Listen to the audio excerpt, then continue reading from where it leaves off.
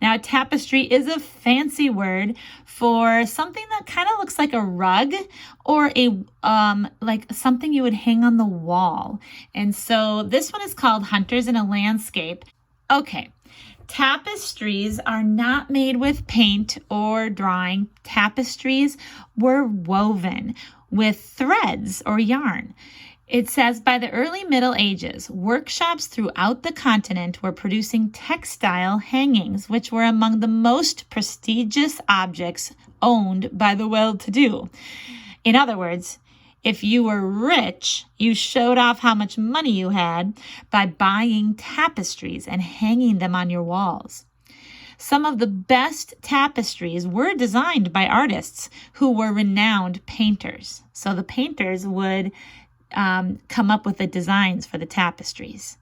Larger tapestries were hung in castles, abbeys, and mansions for decoration, but not only decoration, also because it helped to line the drafty halls and rooms in the era before central heating. So it would keep things warmer in a room if you could hang a big tapestry up.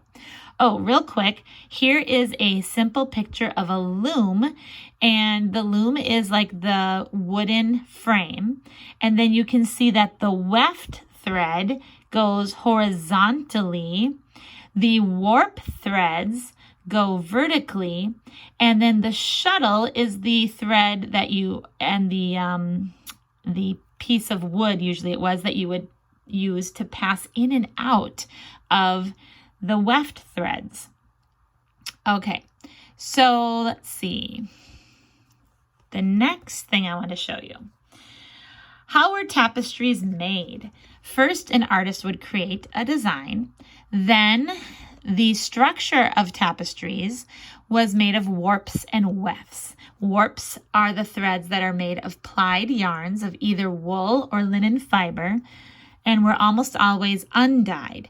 Wefts are also principally wool, but they carry the color. And for further embellishment, silk filaments and thinly cut strips of parchment with gold and silver leaf were also used in the weft. All right, now you can see a picture here of some of the medieval style looms. So there is the warp weighted loom here. So these are weights down here. This is an upright two-beam loom, and this is a horizontal loom. So you can see in this old painting showing some women at work with their loom, this one is like the horizontal loom. So it was all done by hand, but it was done on a wooden frame. Okay, now here we are looking at our star art for today. This is called The Unicorn in Captivity. This was created in the 1400s. So this was almost 600 years ago. It was created in France, and it was found in a castle in France. There are actually 7 individual tapestries known as the unicorn tapestries, and they show a story of a unicorn being captured.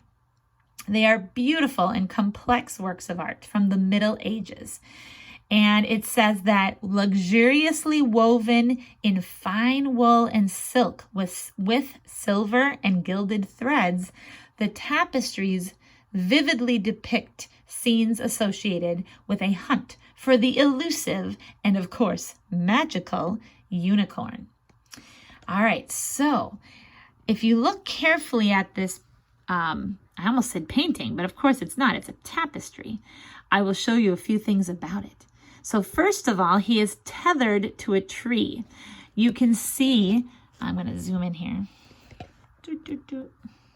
There we go. You can see that he has a collar, and then there's a chain here that is gone around this tree. All right. He is tethered to a tree and constrained by a fence. But the chain is not secure, and the fence is low enough to leap over. The unicorn could escape if he wished. Clearly, however, his confinement is a happy one to which the ripe seed-laden pomegranates in the tree testify. The red stain on his flank does not appear to be blood because there are no visible wounds. Rather, they represent juice dripping from the pomegranates above. So if I zoom in here, you can see the red stain on his flank. And here. So that's supposed to be the dripping juice from the pomegranates in the tree above. All right, now I'm going to show you a few more things about this. I have a close-up here. Can you tell from the close-up that this is made out of threads that have been woven? You can kind of see the back and forth weaving pattern. I like that close-up view. You can really see the chain, and you can really see the background, how beautiful all those flowers are in the background. All right, now this shows where these are hanging today. They're in the Metropolitan Museum of Art, and that's in New York, and the 7 unicorn tapestries are hanging in this room, including the one that we were just talking about. But here's the other ones, and I just wanted to show you with how you can see the size of the people here, how large these tapestries are. All right, so here are the 7 different tapestries.